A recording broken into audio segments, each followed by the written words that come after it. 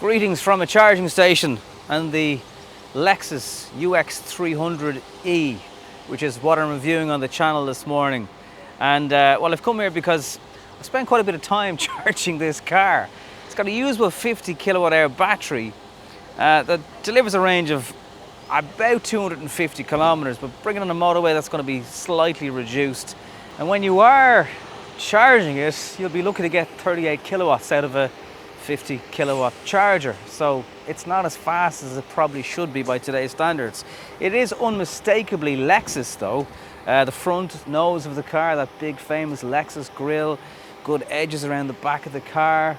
The back also, I mean, it's not a ground up EV. This was a hybrid petrol car once upon a time only as well.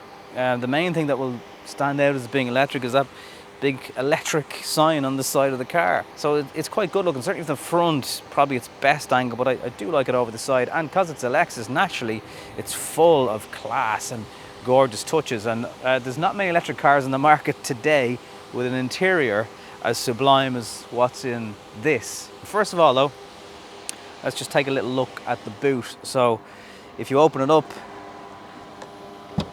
it's not a bad hatchback style size boot.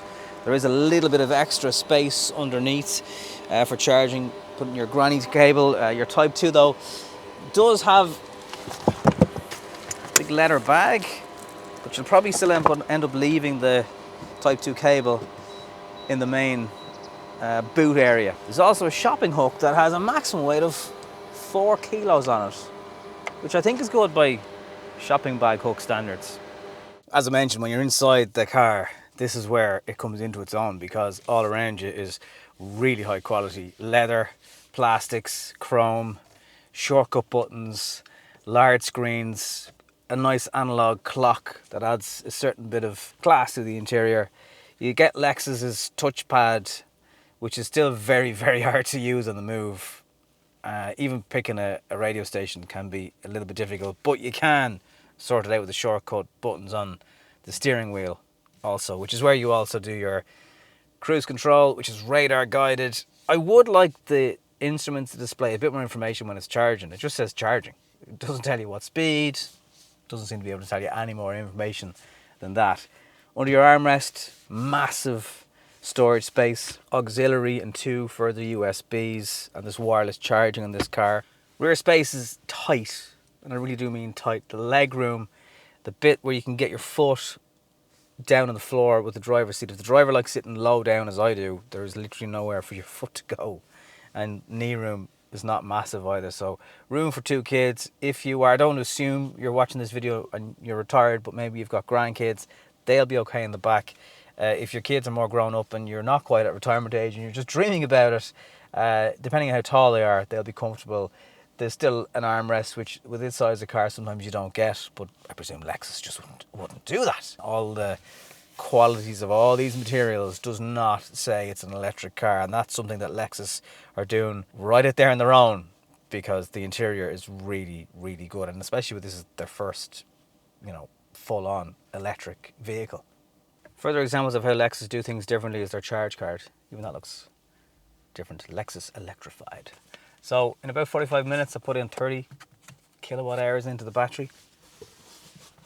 It's time to go, and that gives us a range of 245. So 70 kilometers to 245 in that time, which is pretty good. So pulling away in absolute silence, because that's what happens with electric cars. I got chatting to a nice taxi driver there while I was waiting. He was in a Nissan Leaf. He only got it, I think, the end of last year, he said, and he was running a car that was costing €500 a month, and now in a month he used €110, going from an ICE, I think it was a diesel, to a Nissan Leaf. That gives you an idea of the savings for people that are driving professionally. So let's start with the positives. There's loads of power, 200 brake horsepower. It actually feels faster, to be honest with you. Because when you floor it, it does give you a nice little thud into the back. There is a sport and an eco mode. Now it handles quite well. Whatever Lexus have done with the batteries, it's doesn't feel particularly bogged down in weight.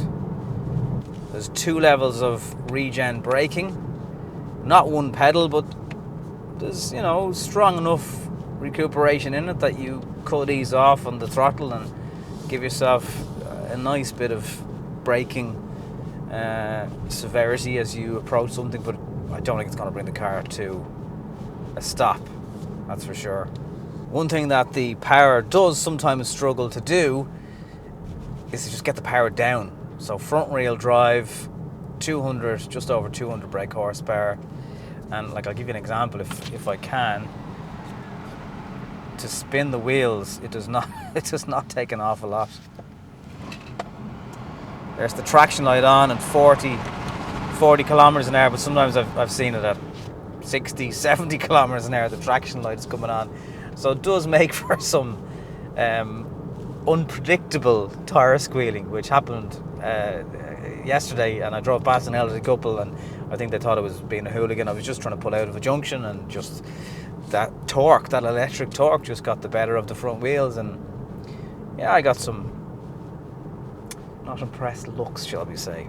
That's the main drawback, though, of driving the UX, because yeah, it can struggle, and that's in dry summer weather. So in rain, wet, colder winter months, I do wonder what it would be like.